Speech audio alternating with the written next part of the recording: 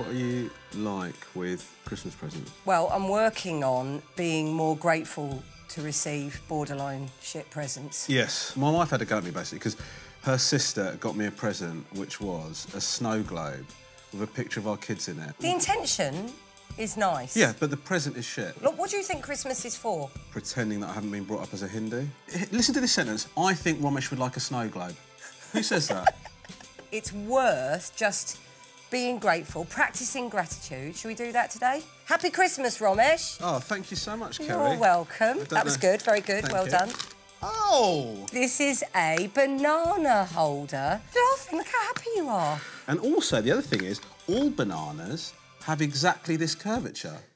So you failed, you failed. You can't keep that. Happy Christmas! God! This is good. Oh, my God!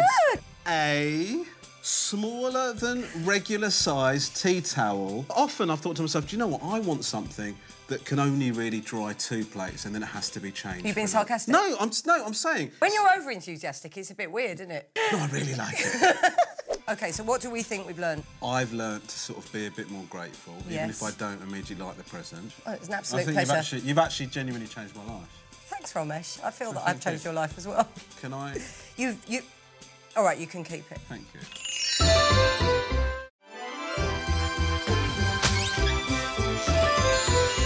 'Twas the night before Christmas, and all through the house, not a creature was stirring, not even a mouse. The stockings were hung just above the PS4, and a few Cadbury's Heroes were strewn on the floor. The kids, Jade and Zoe, were all snug on the sofa, staring at iPhones, their eyes all glazed over.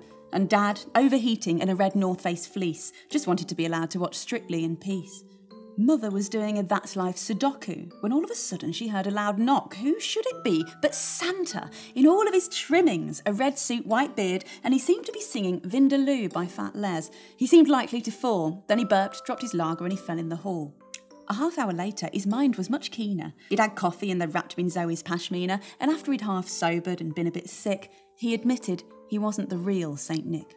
It wasn't a shock. He didn't quite fit the bill. He was 60, from Wigan, and his name was Steve Hill. He wasn't depressing. He was mainly still drunk, but they chatted and ate cheese and all played Kaplunk. Then poker, in which Jade won quite an amount, and then switched on TV and caught the last bit of Downton. At around 10 p.m, he said his goodbyes, with a flask of hot tea and a bag of mince pies. And it wasn't dramatic, but the next day the teens talked more to their mum and looked less at their screens. And mother and father over Christmas lunch looked round and they thought, yeah, they're not a bad bunch. And later they found, on the back of a note that they'd used to keep track of Jade's winnings at poker, a short memo left there at some point last night. A note in drunken scrawl, but the message read right. Happy Christmas to all, and to all, a good night.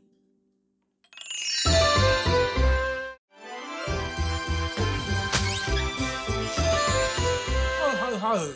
Merry, Merry Christmas and gobble, gobble, gobble. Christmas is a superb time of year, but one of the most bullshit bits of Christmas is having to wrap up the Christmas presents. But don't worry, because I'm here to show you how it's done properly.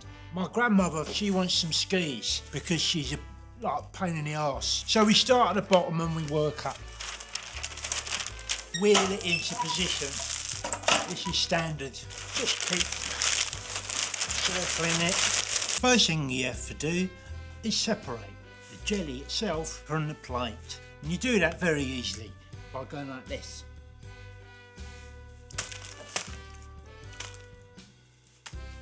This is called sellotape and you'll need this. And just whip that over there. Good old sellotape. I'm going to need to scrape off the excess. Like that, you see. And then it's just a question of stuffing the holes. And that's that, like that. The secret to a good jelly wrap is the amount of paper you use. I've tied myself to it, and I've only done this to show you what you shouldn't do. Use your rules apply. Just scissor this off. That's the jelly. You know, make it special for them. Goes on there. There you go, Grandad. Merry Christmas.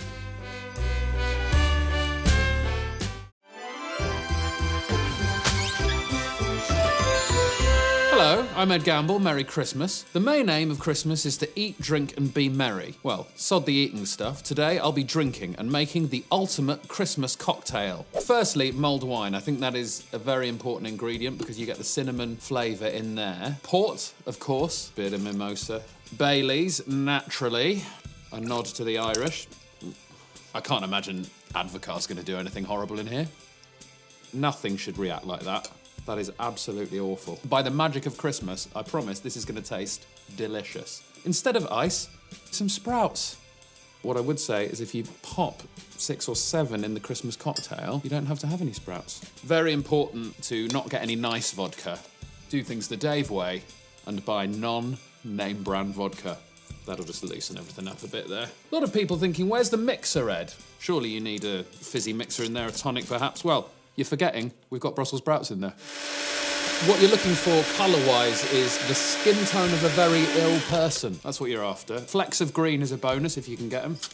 Oh, Merry Christmas from me, Ed Gamble. I was going to say it tastes better than it smells, but it doesn't. And it rounds out with the Brussels sprout. It really is the worst thing that's ever happened to me.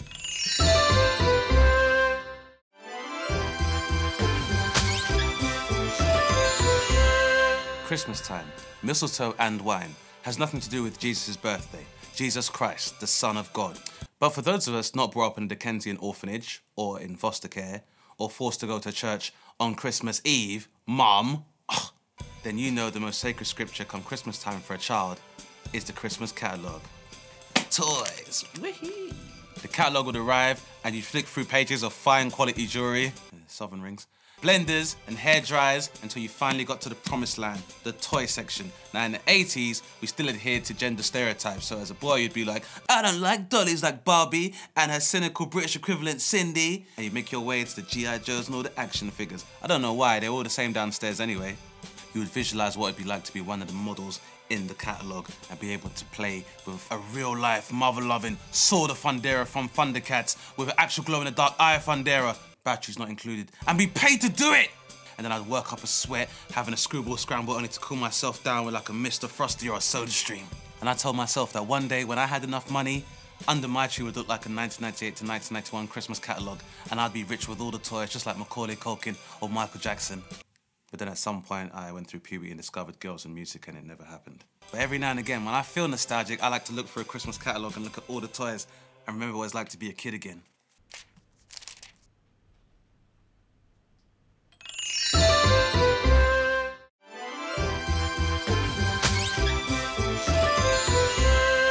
Season's greetings and welcome to Christmas Crafts on Day with me, Natitali Hammerfunny. Now, you may remember that last year we made our Christmas centerpiece out of a hollowed out owl, which we filled with hummus and fireworks, and it was awesome. But this year we are going to attempt what is known in crafting circles as the impossible. That's right. We are going to attempt to make this out of this. It is sushi nativity. Let's go. Okay, so the first thing to do is to make the stable. I'm going to make the stable out of, this is going to be the manger. For the baby Jesus, nothing is better than a prawn. Just gonna roll them up like this. The Mother Mary, we're gonna make her. If that happens, you may find that you need a bit of a tofu backup. There we go, baby Jesus.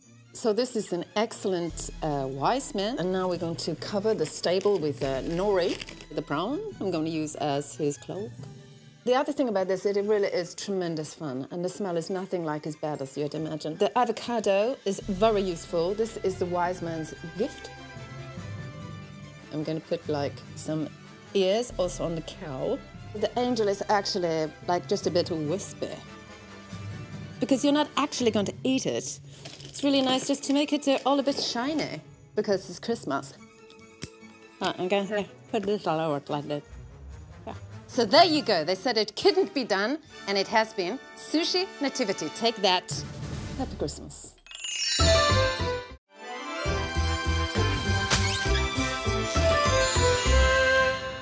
Let's cut to the shit. It's Christmas buffet time. I haven't eaten for a year. How do you stop your family and friends devouring the beige stuff that is yours? Watch and learn, my friends. You just lie.